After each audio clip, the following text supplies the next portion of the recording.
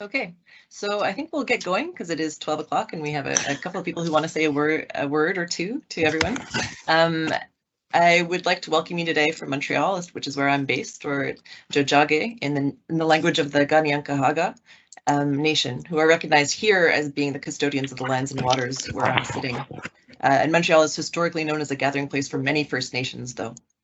So we have an hour session today. I'd like anyone who has their microphone turned on right now to turn it off. And there will be an opportunity to ask some questions at the end of the session, or you can put your questions into the chat and we'll either respond to them as we go or at the end, or if we run out of time via email. So the highlight of today's session is going to be a tour through the new Key Biodiversity Area Registry, which is going to be launched on October 3rd in Ottawa. But we wanted to give all of our partners, all of the many people who've contributed to our efforts to date, a chance to see it first. So thousands of people have contributed to the KBA initiative so far, and there's still a lot of work to be done, but we'd like to celebrate this milestone with everyone. So you'll be hearing from a few representatives of organizations that are providing leadership in this initiative in a few seconds. And so a few housekeeping items before we begin. I've already mentioned turning off your mics for the moment. We'll be recording this session for those who didn't hear it before, for people who could not be here, but we won't be publicly posting this session anywhere, but we're happy to share with partners. We will also not be providing any introductory material about KBAs or the KBA initiative in Canada. So if you're new to this work, I would like to invite you to visit our website. I'll put the link in the chat in a minute, and you can look at the long list of introductory webinars that we've offered over the past 3 years. But today is to really sort of show you the new registry, give you a few updates on progress, and thank you also for your contributions. So we'll leave questions to the end. And let's just get started. So first, I'd like to introduce two people who will offer some opening remarks. So the first will be Silke Nebel, who's the Vice President of Science and Conservation at Birds Canada. And the second will be Patrick Henry, who's the Executive Director at NatureServe Canada. And they will both offer a couple of remarks to start us off. Thank you so much. It is my pleasure to welcome you all to the KBA Canada Coalition information session. The KBA Canada Coalition consists of the Wildlife Conservation Society Canada, NatureServe Canada, and Birds Canada. And we are thrilled to be part of this initiative and work closely with such amazing partners, the coalition, as well as some of the Canada Steering Committee, KBA Canada Steering Committee. I've seen a few of those in the audience, so thank you for being here. What drives us, of course, is a shared goal, and that is the identification and ultimately the protection of the sites in Canada that are most important to our biodiversity. And that is a goal, of course, that becomes ever more important with every year that goes by. The KBA initiative didn't start from scratch. We have 25 years of experience with important bird and biodiversity areas in Canada, which we are happy to now apply to the KBA effort. And I'm very excited to say that after several years of hard work, we are now at a point where we are going to be launching the registry publicly. That will happen in Ottawa in October. Minister Guilbeault has confirmed his presence, so this is exciting. And we are proud to have reached this point. And after October, we will, of course, continue to add KBA to the registry. And this information can then be used to inform stewardship of the important places that we have here in Canada. We wouldn't be here without all the contributors, of course. So thank you all and every one of you for having contributed to this effort. And we are looking forward to continue to work with you. And with that, I'm going to hand it over to Patrick. Great, thanks, Silke. So my role as Patrick Henry, Executive Director of NatureServe Canada, and welcome all coalition members and future coalition members. My role here is to really thank all of the massive amounts of in-kind contributions that have come in from a wide host of organizations, agencies, and individuals, critical to the success of this project to date. NatureServe Canada, our role through working with our provincial territorial conservation data centers are to mine data, manage that data, and share that data that is brought into the KBA process, for example, KBA workshops and so on. And then also we use that data to develop what we call EBAR species range maps that go into informing KBA delineation as well. So I'd like to thank all of the contributors of data and expertise in kind that have generously donated their time and data towards this project. So, you know, we're talking provincial, territorial, federal governments. The conservation data centers have been critical. NGOs, academia, individuals. Ciara is going to get into some stats later on in the presentation, but just a few here to give you a sense of data and expertise contributions. We have 18.5 million species observations in the EBAR KBA database that NatureServe Canada manages.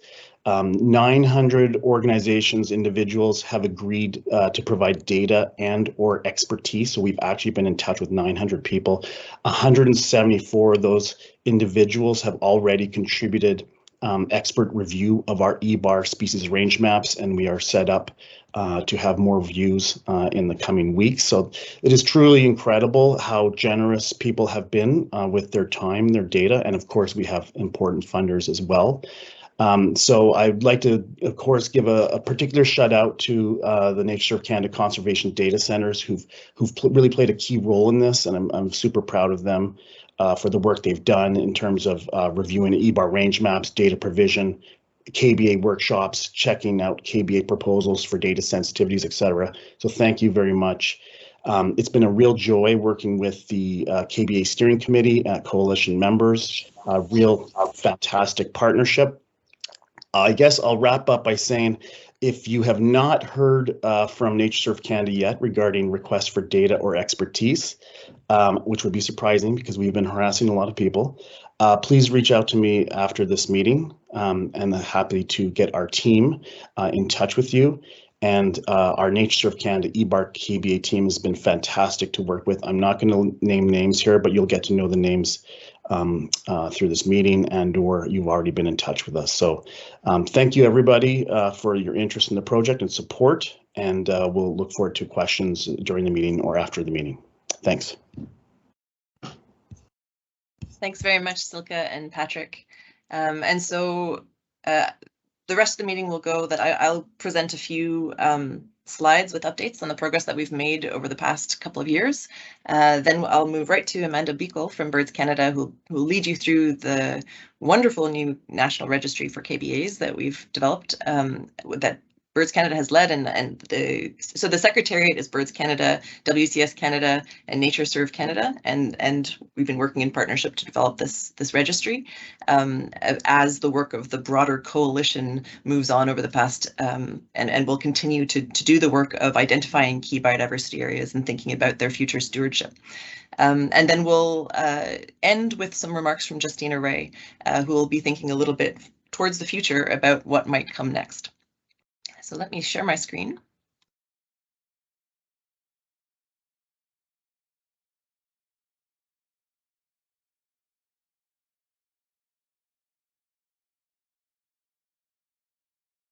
Right. So we've done a huge amount of work over the past 3.5 years. The work started with just an idea that was brought to Canada by a number of our wonderful partners and leaders who were involved in the development of the Key Biodiversity Area standard at the global level.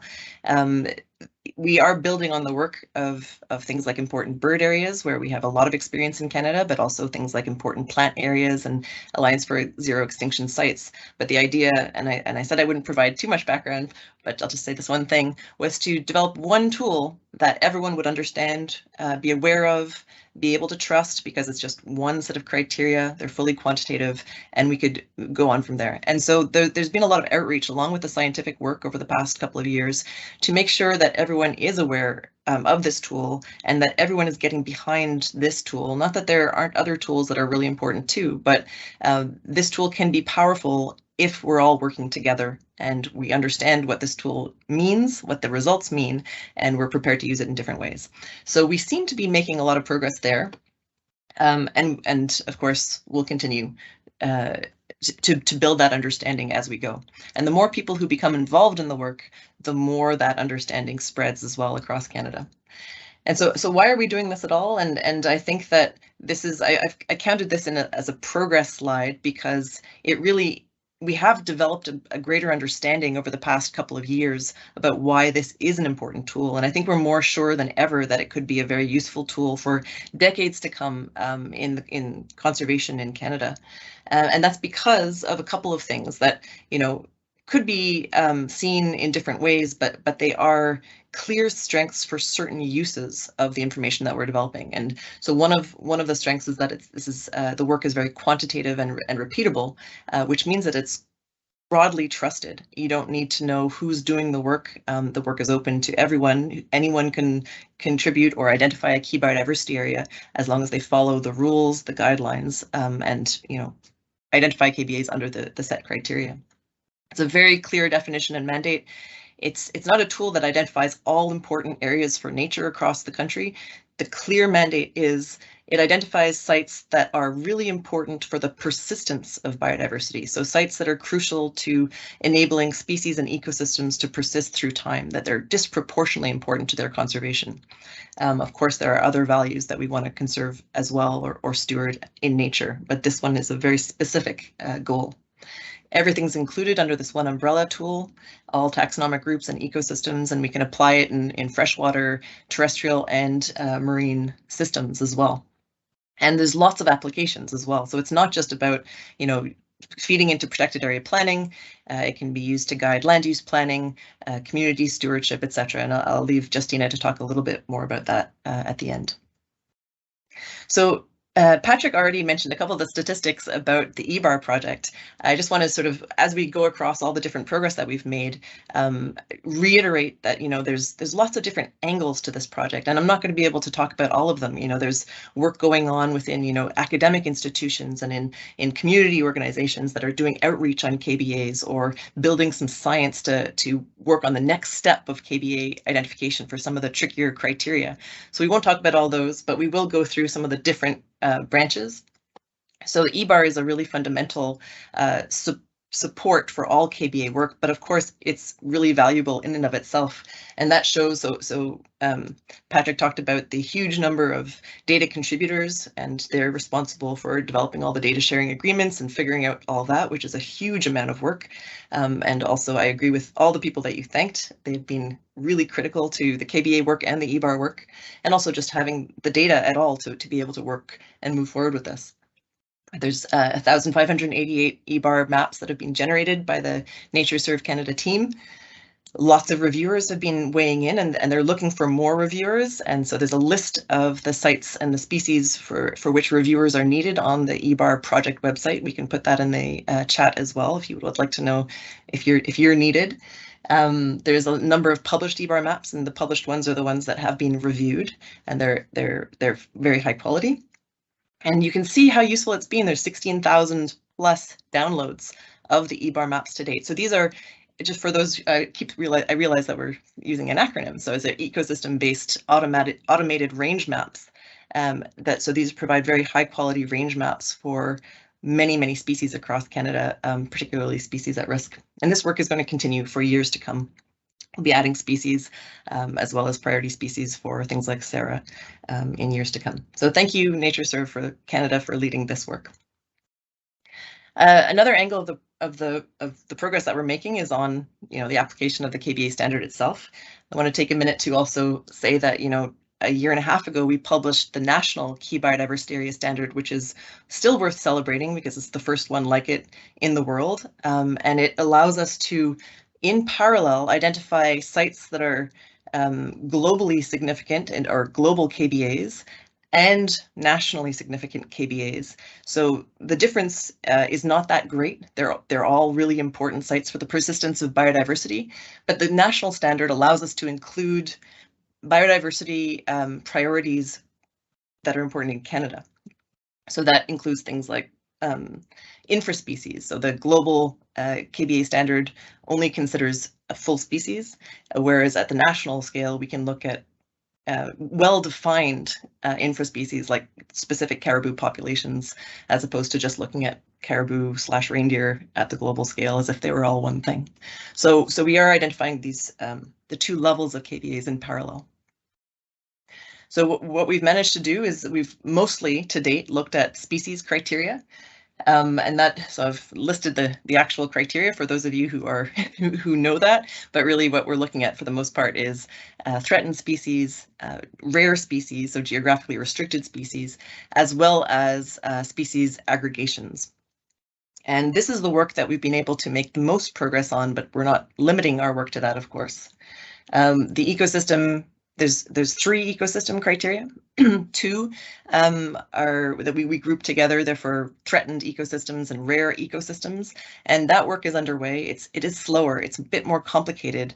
It's hampered a little bit by the fact that we don't have a national classification, ecosystem classification in Canada that's consistent across all provinces and territories, but we are working with provinces and territories and CDCs to try to figure out sort of a Canadian approach to seeing how the different classification systems used within different provinces and at the national scale and at the global scale match up. So we have a project, that being supported by the government of Nova Scotia, for example, where there's a team looking at how that could be done in Nova Scotia with the idea of scaling up the approach that's generated across the country. And in the meantime, we're working with NatureServe in the US, who have mapped out and red listed some of the ecosystems that we share with the US and red listed those. So of course, those then need to be confirmed and verified, and sort of a lot of input from Canadian ecologists to make sure that we're doing this in a way that makes sense for Canada. The national scoping for sites of the highest ecological integrity, which is another KBA criterion, is complete, but we need to move on in the next year. There are a couple of circumstances, such as our illustrious ecosystem criteria coordinator has been away on leave for a little while, but this work will ramp up again in January, and we need to work with regional scientists and Indigenous nations and communities to map out and delineate these sites, which will be very important for Canada. And Canada will be one of the only countries that has this particular type of key biodiversity area. Moving on to some of the other work. So this is work led by Birds Canada. So Silke mentioned that we're building on decades of experience with IBAs, which are now being crosswalked to the KBA system. This is the graph on the right shows the proportion of global KBAs that have been identified from the collection of IBAs, as well as the national KBAs. And then there's a set of IBAs that don't meet KBA criteria. They won't disappear. They will remain as IBAs. The numbers here have actually been updated. I know that there has been quite a lot of work to data mine. So you see that there's, I'm not sure how big it is on your screens, but there's data deficiencies that we think can be overcome. And so there's a lot of work going on at Birds Canada to reach out to additional data providers and fill in the data gaps, because basically if there's only one data point or the data is too old, we can't use that data to identify a key biodiversity area. So Birds Canada is doing a lot of work to fill in those holes, and already they've made a lot of progress since this map was generated a few months ago, and there will be, I think I have it on the next slide, quite a large number of these IBAs that will be KBAs, and we have high confidence of that. So we currently have 22 IBAs that have been accepted as global KBAs, but there are hundreds more in review and just waiting for those final stages to be accepted as global or national KBAs in Canada. There are quite a lot of overlaps between bird KBAs and then KBAs that are being identified for other species, and so we're working between WCS Canada and Birds Canada to, align those types of sites and develop, new proposals for integrated KBAs for birds and non-birds, because it has to be all brought together at this point. And we're working with partners in all the different provinces and territories on this particular task. Okay, so there's a lot of regional, where WCS Canada's role comes in is on the identification of new KBAs for other taxonomic groups aside from birds, and then also the ecosystem work. And this is all being done in a regional and very collaborative manner. So we have coordinators who are working now in every province and territory, and they bring in networks of experts to identify data, to interpret data. They involve stakeholders and rights holders in a way that's appropriate for each area. And one of the really nice things about this approach, which we think is quite successful, is that we can accommodate different approaches in different places to suit the context and opportunities. So for example, we have a very consistent approach to dealing with sensitive data and sensitive species, but it's slightly adjusted for the concerns and priorities of specific provinces and territories. And we make sure that we're always working with rights holders and stakeholders there. There's different sets of organizations and governments and experts playing different roles in each province and territory. There's different opportunities in regards to funding and collaborations and planning for site stewardship. And this is only becoming more and more apparent as, local organizations and regional organizations are stepping up and suggesting, oh, we see a value here. We'd like to, put in an application for funding for outreach in this particular area. So that's happening more and more, and that's exactly what we had hoped for. We hope to, continue on with the science side of things and then hand it over to our partners who know the landscapes better and the people. We're also trying to find opportunities to synergize with ongoing efforts and priorities in particular regions, in particular around Indigenous engagement at as fine a scale as possible to meet with the priorities and expectations of people in particular places. So this is what our overall sort of project dashboard looks like right now. This project dashboard will disappear at a certain point soon as the new registry is launched, but this brings together all the bird sites and the non-bird sites. Finally, we have 1,045 KBAs in progress. You can see on the left, there's a little pie chart showing the taxonomic breakdown of that. We have ones for fungus. I'm not even sure which ones those are. We have 76 for invertebrates, 9 for non-vascular plants, 236 for vascular plants, and 261 for vertebrates. Many of those are birds. So this is really exciting. 592 unique species are triggering key biodiversity areas. This doesn't include the ecosystem KBAs so far. You'll see at the top right that only 21 of these have been accepted formally so far, but there are dozens and dozens now moving through the final stages of the second stage of review. So we have technical review and then review by rights holders and stakeholders. And we remain committed to doing that properly, even if these last stages take a while. As a final slide before I think I have an acknowledgement slide, and I have a timeline as well. I just wanted to sort of show or estimate the amount of coverage that these KBAs will have in Canada. This is of interest because people are thinking a lot these days about the 30 by 30 commitment that Canada has made. And, just a back of the envelope estimate, it's possible that we'll cover about 10% of Canada with KBAs. A small percentages of those are for, well, there's maybe 3 to 5% for bird KBAs that already existed, another 3-4% for it's lower than that, more 2-3 for new KBAs and ecosystem KBAs, and then a large percentage, I think about 4 or 5% with these criterion C high ecological integrity KBAs in the north of Canada, which don't have that many species KBAs. So it's really important to look at the whole set of criteria together to see what this amazing collection of biodiversity in Canada will look like. And the gray part is where there's a possibility of these high ecological integrity sites, but not all of the gray part. We're allowed about 2 10,000 kilometer square sites per ecoregion. So we'll have, that's where the work comes in to refine that area. So that's just of interest, and I don't have time to get into the details of this map yet, but I'd be happy to talk about it at any time. Oh, well, I guess so. I have a slide showing that this is probably what we're most proud of, and I'm going to give it to Amanda in 1 second to show this is the landing page of our new KBA Registry site. Moving forward, we think that by June we'll have finished the majority of the species KBAs. So on that dashboard, it's just really a matter of getting them through the review processes. In October of this year, we're launching the National KBA Registry. Starting in January and then going for a year and a half, we'll be completing the ecosystem KBAs with different partners and scientists who are helping us with that. And then starting soon after the launch of the KBA Registry, we want to ramp up discussions with partners about site stewardship, opportunities for, conservation land use policy discussions with governments, and more. I'll leave that to Justina again to talk about, but there's a lot of potential for those conversations, and we're just getting to the point where we're really able to support those discussions. So I want to thank, so these are mostly members on the left of the KBA Canada Secretariat, the 3 organizations that make that, but then also the wonderful KBA regional coordinators who are leading the work in all the provinces and territories.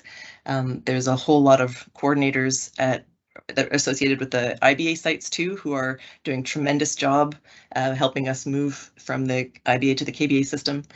The KBA Canada Steering Committee, the conservation data centers, and all of the organizations of the KBA Coalition, all of the partners that are just integral to this work. So thank you very much. And I took a little bit more time. So Amanda, take it away. Right, you're gonna have to stop sharing your screen. There we go. Does that mean it cuts into my time? I have so much to go through. Please go ahead. Yeah. Okay. All right. So I'm going to go fast through this. If it seems like I'm going fast, it's because there's a lot to share in 15 minutes. So I apologize about that. But yeah, I just wanted to first say that, yeah, thanks to the partners who've all been working on this, WCS and NatureServe Canada. We've all been working almost for 2 years on this website, and we're really proud of it. And we're really excited to share it with the world on October 3rd. Also, to note that throughout this kind of tour, I'm going to just mention a few small things that are going to happen after the launch. So they're not implemented yet, but they will be one day. And also there's small changes that we're still making before the launch. So don't be alarmed if you see something that's out of place or looks kind of funny. We'll be fixing that. We have lots of eyes on it now. So, okay, so this is, yeah, the landing page, like Ciara said. There's an explore button that goes to a whole bunch of pages that I'll show you later. And if you scroll down, there's this beautiful page that introduces what KBAs are. These flip over. We've got some species and sites in focus that rotate every time you refresh the page. This goes to our volunteer page. And then this one day we'll have, once we are done with a few database updates, we'll have how many IBA or KBAs, sorry, are in progress and how many KBAs have already been identified. And this is just the latest news section with all the most up-to-date stuff. And then the steering committee logos. This might change one day to a revolving logo of all the coalition partners who've helped us along the way. And then just the bottom footnote bar where you can sign up for the newsletter. Also, I'll say that we're working on a really awesome video, KBA video, that we will launch October 3rd as well, and that will be replacing this story map button here. So it'll be a really great communication piece. So there's a lot of static text that I won't go over. I'll just kind of show you what there is, because there's a lot to explore in the data side of it. So there's about, yeah, I'll show you this page. So what are KBAs? So there's some diagrams, and I just really wanted to show you this page because I also wanted to highlight that we have French translation for all the static text now. So even including this diagram here. So that will be the same for all of the static pages we have French translation for. So. And then who's involved and financial supporters, so we can keep adding to those. There's some really good resources, like a frequently asked questions page that goes through, anything you need to know about KBAs. There's lots of questions on there. There's a media page that includes all of our newsletters, webinars, and blogs, and we're still updating those. And then key documents in English and in French, of course. And then a link to the NatureServe eBar maps that Patrick and Ciara were talking about earlier. Then there's also Get Involved pages and special page for Indigenous engagement and some work that WCS has done here, and some resources to access as well. And then, of course, a Contact Us page. So now I'll get to the real bread and butter, I guess, so to speak. So we have this kind of simple page explaining, you know, that it's not just a website, that there's a lot of data that you can access. Maybe add some details here, but you can access all three of the ways to explore this page through here or through this navigation bar up here. So the first thing I'll show you is the map viewer. So it pops up just like this. These are all of the confirmed KBAs. They pop up as a default. You can search up here by name. So if I type in a Long Point KBA, it just will zoom into it. And then I'll show you a few filters. You can filter by province, by global or national KBA, by land cover type, and all the criteria that you would like to search by, and also by taxonomy. And then at the bottom, it tells you how many KBAs fall into those. We also have the option of downloading that, so that'll be an option to download the shapefile of the sites that you've filtered so far. There's also a second layer that we've included here, so the candidate key biodiversity areas, and you can click it on. There's a warning up here, and there'll also be a pop-up warning just to make it really clear that these aren't searchable. So it's a different layer. We can't filter for them. So it's just to show all the ones that are in progress, and it'll look more like that map Ciara showed once we add that layer on with all the 1,000 other sites that are in progress right now. Okay. What else am I missing?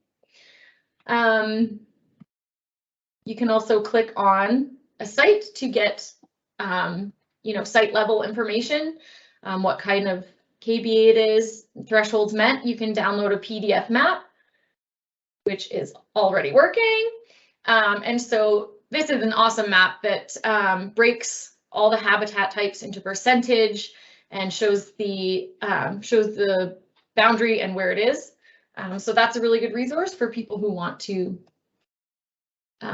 save a map. And then you can go right to the site from here, but I'll show you that later. And then for the in progress sites, it even pops up with a little bit of information as well for those sites. Okay, I think I've got everything that I want to show you on the map. Okay, so now I'm going to go to the site search page. And as you'll see, there's the same filters on the side here. So you can, it's the same list that was on the map minus the candidate sites. So these are all the accepted KBAs. And you can search in the exact same way. You can also search by name, and there's, if you want to filter it, sort it by site name, you can do that, or choose more per page. Yes, and if you filter it, let's say by birds, and you would like to download a list of that, this will pop up and it'll ask for just a few, I think we still have to change a few things on here, but it'll ask for just a few details on why you want to download the data, and it'll send it to your email. It'll also you can click on map and it'll show you all the sites that you've filtered for birds. And then you can clear the filters as well. All right, so then this little card opens to show you a little bit of site level information as well. And then you can also visit the actual site page through the link or the discover button there.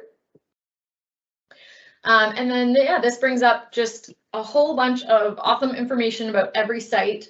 The map that you can zoom in and out on, land cover and protected areas and our sources for those, threats, conservation actions, and there should be customary jurisdiction on the bottom here. For some reason on this one, there's not, sorry. Actually, I'll go back and show you one of those. Under the map, customary jurisdiction for each one. There will be the same link for that printable map. This box here will link to a location on eBird. Actually, just open it up. So you can submit something right in the area if you would like. This iNaturalist will link to a project that we've created with all the boundaries of KBAs. And it'll show you all the species that have been observed, except for the obscured species in iNaturalist. And then the biodiversity plots is really exciting too, which is coming after the launch. And that'll be some NatureServe information that we link to in this box for each site.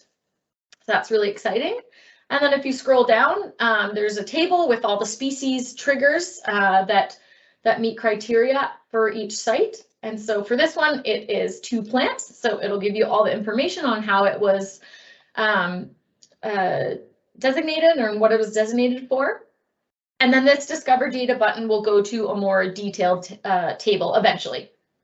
And then we've got site description, lots of details about other biodiversity found at the site, and then a citation at the bottom. I think. Oh, and a very nice printout PDF that you can download for each site as well. So if you're doing something, some conservation research or something, you can always download all of the information on this very beautiful layout. Okay, I will now go to the species search page. And same at the top, you can search by species name if you'd like, by taxonomy. So these filters are a little bit different because it's now species, not site searching. IUCN status, NatureServe rank, and COSEWIC status. You can access that same thing up here. If you filter for fish, for example, you can see a map with all the sites that have fish at them. And then you can also download that data, the filter data as well. So then if we go to one of these, the same thing, the card opens up with a whole bunch of information and you can access the species page. So this species page has information on the global population if it's available and global trends if they're available as well. And then links to all of the assessed statuses. It hasn't been assessed with COSEWIC, so there's no link, but there's an IUCN link and a link to NatureServe page on each species. So that's super helpful to get more information. And then another map link, a link to the map. So sometimes there's multiple sites that one species will meet at a whole bunch of sites. And you can see for this one, it's just one, but if there were multiple, it would bring up all of those sites that the puffin was triggering at. And then we've got some external links, just if you want to learn more about that species that we can link to. Okay, I think that I went through that. I don't know how long that was, but I think that's about all I wanted to show. I guess, I hope I didn't forget anything. That's super, Amanda. Thank you so much. And it's really just to give a taste, because so this site will not be public until October, but then we hope that you'll all come back and explore it yourselves. And we'll start off with just the accepted sites that are on there, and every month we'll be updating it and adding dozens more sites until we get to the end, which we will never get to the end. But okay, so I'm going to pass the baton to Justina, who will end the session before we take some questions. Yeah, and just before I speak, and thanks to my colleagues, I just want to say that I did noticed that there were some questions, particularly about what you just saw. So just save them. They will be looked at afterwards. So I just have the pleasure of kind of being the end speaker of this session and watching what has unfolded. And over the last several years, I'm one of the people that came and brought the standard along with Stephen Woodley after having worked on it in a 4-year consultative process that he led and globally. And it was wonderful to sort of have the vision of having KBAs come into Canada and then now seeing it play out in this fashion. What's been terrific and somewhat unexpected has been the sort of ancillary products and data that arrive from it in terms of you know, you get the ultimate KBA, but really there's so much information and knowledge and collaboration that goes into that and how that's being cataloged and so on. And with biodiversity information being generally quite fragmented across the Federation, it is a wonderful sort of feeling to be able to come bring those data together in a way that then comes here and then can be shareable in this fashion. So thank you very much to everybody. My job here is a lot of thanks. And first I want to thank myriad donors that have provided incredible support. And in our project, we receive grants of all sizes, some that are large and some that are quite small, and each one of them have made a major difference to the various regional KBA initiatives. I mean, we've got some regions that do not have much philanthropy in them and others that have much more attention, but we've somehow been able to balance this across the board. And we want to be thanking both public and private donors. We're not going to be naming people right now. We do have some names on our website, and that will come out much more in glory when we come out with a website in October with this new one that Amanda just showed us. But it is, we are so profoundly thankful for everybody. I also wanted to just sort of focus a little bit on, not necessarily next steps, but what's preoccupying a lot of us, which is how these important places get safeguarded, and the stewardship element is so important and on everybody's mind, even if we are so entrenched in the actual identification process. And a year ago, we gathered everybody at this the coalition in a similar fashion, and we talked kind of more notionally at that time what some of the ways in which KBAs can be used, and a lot of that has come to some fruition. We can see some of this happening already, and so I wanted to share a little bit with you. First, I just want to mention that when the initial standard, when there was an initial call for the standard to be developed as a means of consolidating all the standards across different taxa, and this was done, you know, at the IUCN level, so quite globally.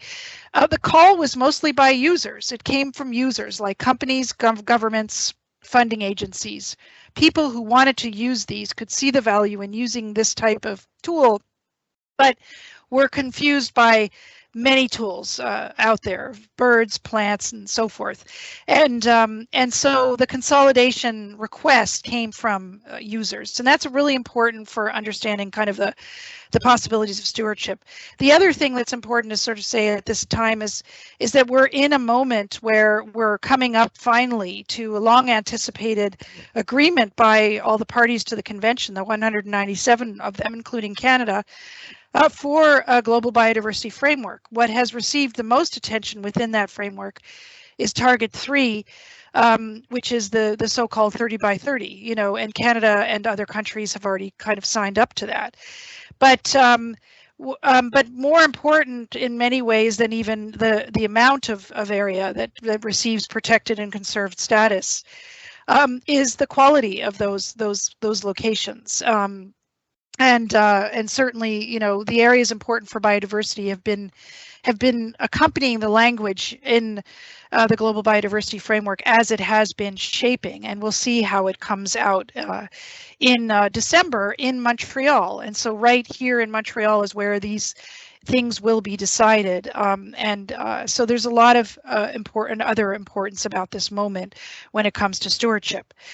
When we met last year, we talked notionally about a number of things which have already been mentioned here, about targeting KBAs for conservation and land acquisition or protection decisions, for inserting KBAs in existing policies and decision-making frameworks that have to do with development decisions, land use planning, and so forth. Criteria can be referenced for funding programs, and KBAs can be referenced as criteria for funding programs to influence behavior, where incentives would work better, carrots versus sticks. And we also spoke together about the need to develop a consistent and positive recognizable KBA brand and socializing this, which would not only provide more reasons for pride from relevant landowners and or rights holders that have incentives for KBA stewardship, but also be required considerations for decision making, even in a regulatory kind of situation. So in the last year, we've already seen lots of broad appetite for KBA stewardship, and it's ahead of our identification process, which obviously requires a lot of review and consultation. And so, but we have been able to share draft KBA material with multiple levels of government that are interested in, that have been appealing to us for results. And, some of these we've shared today, but that is an ongoing basis. And so I wanted to give you a few examples of that before I leave it over to questions. One of the most, forefront examples is Environment Climate Change Canada, which has a number of planning documents that say and state that KBAs will be prioritized in protected area planning where ECCC, Environment Climate Change Canada, has jurisdiction. And as I mentioned, I may not have mentioned this, but KBAs are being brought in as an indicator of progress on the Global Biodiversity Framework. So that is one specific way in which KBAs specifically are tied to the Global Biodiversity Framework that is being developed. And that again is sort of to signify quality of designation, not just whether or not the percentages have been attained. Canada is also going to be using this to show progress in conservation, and Statistics Canada in particular is already tracking KBAs as a way to report on Canadian conservation targets. Fisheries and Oceans Canada, scientists have indicated an interest in using KBAs to bring more attention to specific marine and freshwater species at risk and where they are in particular areas that are important for them. For example, Atlantic whitefish, and KBAs may be used to advocate for species management plans in particular areas, and so signifying them in this fashion, as well as allocations of funding. Almost all jurisdictions have participated, or all of them have by now participated in KB work by providing data, expertise, advice, all sorts of participation, but they're also actively talking about where to apply them. For example, as one example, we've had multiple meetings with regional land use planning groups in BC to explain KBAs, share preliminary data that might be useful. And so there are active conversations about how to incorporate these kind of data into regional land use plans where development should be avoided, and or special provisions for mitigation. These show significant promise elsewhere. Land trusts have expressed interest in using KBA data to prioritize land acquisitions, restoration, and stewardship for which they're responsible. Nature Conservancy of Canada is already devising an algorithm for incorporating those data to prioritize them for their land acquisition, and also smaller scale land trusts have indicated that they are also interested in particular regions. And in that vein, KBAs can attract attention and funding to boost efforts for local groups, whether or not they have authority over those lands, but interest and just publicity for various reasons. I think Southern Ontario and the Greenbelt is a really important example of where this is happening now, where, quite frankly, this area is a bit under enormous pressure, under enormous development pressure these days, more than it has been in recent years, road development and so forth. And so understanding where those critical areas are is very important for the advocacy that happens around in a local fashion, which is, you know, the grassroots organizing that is in this particular area is very important. And a shout out to Ontario Nature and Greenbelt Foundation for some of the work that they're leading in this fashion. Indigenous participants have indicated an interest in sites getting international recognition that they already know are important, but that extra conference of international recognition from a biodiversity perspective, it can be useful. We've seen this in certain areas around Canada in the far north with respect to some of these criterion C ecological integrity designations. And the Centre for Indigenous Environment Resources, or CIR, is in partnership with outreach on KBAs in particular geographies like Manitoba and Saskatchewan, and yeah, so I'll stop there. And there are other ways that we hope KBA information will be used in the future that will require more concerted advocacy. Some governments are already talking, for example, about regulatory measures around KBAs, but these discussions are still exploratory. That will be something that we'll spend more time and attention on as we go. And I'd like to stop there, leave it to some questions, and just really thank my colleagues. And also the attention of everybody who is here today, and we welcome more questions that can't even be answered in this time, but you'll know where to find us. So thank you so much, and thanks for giving me the space. Thank you so much, Justina. And I realized that actually I introduced everybody formally except for you, and probably I didn't even introduce myself. So Justina Ray, who's Chief Scientist and Executive Director at WCS Canada. And myself, I'm Ciara Raudsepp-Hearne, who's at WCS Canada as well, and Director of Key Biodiversity Areas. So I do think that we have answered most of the specific questions that have appeared in the chat. So thank you to colleagues who have provided answers in there. If you would like to raise your hand and ask a question or add any questions to the chat, please do. Or if you have any comments that you'd like to make as well, that would be very welcome. Jason, are you raising your hand?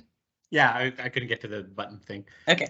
I just wanted to say I came in on the KBA process at the very, very start with Justina, and I think with discussions in Quebec years ago, and I am shocked and amazed how far it's come. I don't think we ever envisioned it being this. And it's very exciting work, and I'm very excited to continue working on it. And I want to applaud like how far you've taken what was basically a theoretical concept not that many years ago, and that website. I'm excited for the launch. So very much appreciate that comment, Jason. Thank you.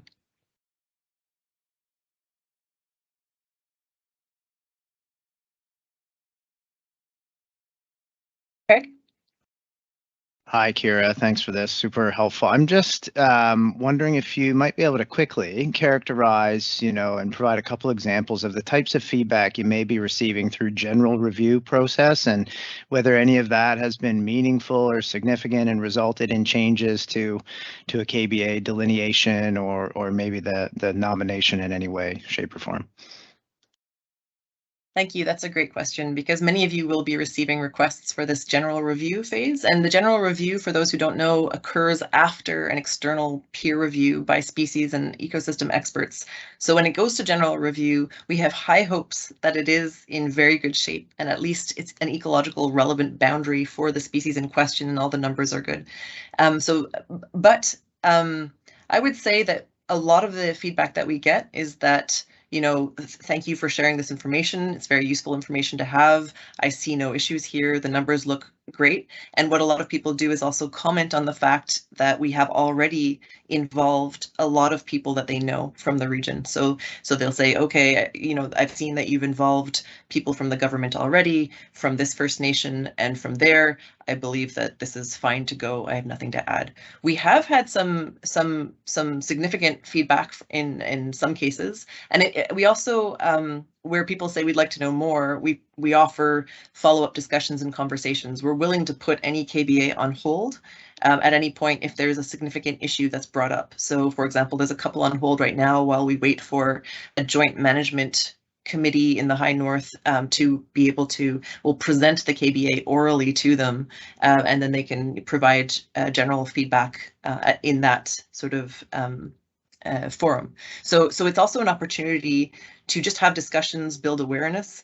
Some of the substantive feedback, I'm thinking about one site in, now I'm trying to remember if it was Northwest Territories or Yukon, where it was a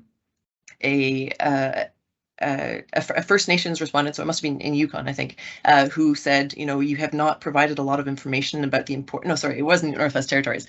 So about the significance of this particular plant species to Indigenous communities in our area, and we would like to see that reflected in the site description. And so that one's been put on hold, and we're going to have to see how we can change the numbers. Won't change. They agreed with all the actual application of data and the delineation of the site, but they would like to see a broader description of why this site is important for values other than ecological values, and that can be incorporated into the site description. So that's one example of where that was very substantive feedback that will result in a significant change to the KBA information available. I'm trying to remember if there's any redelineation requests. I'm not remembering any right now, but Peter, if you have any, I know you're there somewhere, examples, you can contribute them.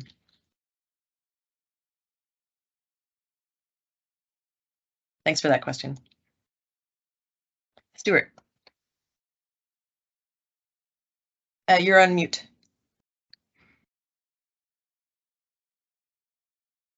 Sorry about that. It's good, yeah. Can you hear me? Yeah, okay, there you go. Thank you so much, Ciara, for inviting me. This has been very eye-opening, and to echo what I've heard so far, boy, things have really moved along, and it's exciting to see the layout. Amanda, your presentation was just riveting for me, just to see the layers of information that you guys have collected. I'm fairly new. I'm a biologist, registered biologist living in British Columbia. I joined BC Nature. I've been a member of BC Nature for years, but I want to recognize Anne Murray, who's on the call. She was involved with the IBA in the early days. But we've been working a lot on trying to build the Indigenous piece, but we're also looking at our municipalities, and this goes back to the presentation that Justina gave. We're seeing a lot of our municipalities in the Lower Mainland and on the island taking on biodiversity work, and they're really trying to articulate what protected areas exist. And so the layer that Amanda presented is absolutely invaluable. And in fact, Saanich, I work with a team of scientists there, and we're looking at exactly wanting to do what you're doing, looking at iNaturalist, looking at TEN mapping, looking at SCI mapping, talking to the CDC, and how do we pull all that together into a layer that can articulate so you did show pictures of Trial Island right next to where we live. Thanks for that. But it's so important, I think, for us to have that connected layer that looks at all the pieces. So as a new member to this team, I'm so excited to be part of this. The other piece, this goes back to what Ciara was just saying, is that we are in discussion with the Kitasoo First Nation around the recent marine protected area that they put together. A lot of that work was built on the IBA work that we had done in advance in the spring, but they've now called out to us and said, can we work with you on building KBAs? So I haven't even really had a chance to talk to Ciara about this. It's all new, and they're very keen to work with us. So I think in my experience of working with the BC government, where you get the people coming to you to want to do the work, that's where you avoid the challenge of saying, oh, where did that information come from? You know, I used to deal with this with CDC all the time, where, you know, is this, you know, government industry would say, well, is this information valid? Is there really spotted owls here? You know, and so if we can get the information as a partnership with those that we're working with, the quality of the information becomes so much more valuable. So I just wanted to say, Justina, your presentation was really bang on in terms of some of the things that we're trying to work on in British Columbia right now. Thanks so much, Stuart. We're very excited to continue to work with you. There's lots of exciting things going on there. Any last questions? We have about 2 minutes, so we will, if there are no further questions, but please do feel free to raise your hand if you want to. You can catch us in our last minutes. But but we can start to wrap up then. I just want to reiterate thanks to everyone for coming, but also for maintaining an interest over the past several years. At the beginning, it really was just an idea and a good set of solid criteria, but that needed to be applied, and there was a need to prove the concept. And I think that we are making great progress on that. And I have no doubt that this is going to be a pretty fundamental building block for conservation. And, you know, there are so many different ways that this information could be used. It's not prescriptive. We hope that it can be used in the ways that are most relevant to specific areas and to rights holders and landowners and community groups, as well as government and NGOs. So thank you all so much. Thank you to all the wonderful teams, but we hope to, if you have ideas and interest in participating in any sort of work going forward, we'd love to hear from you. And we do plan to convene the KBA Coalition sooner than later, maybe in the early winter, to start sort of brainstorming and sharing examples of what some of you are doing to move this idea of stewardship of sites forward. So you'll be hearing from us soon enough. Thank you all. Have a great day.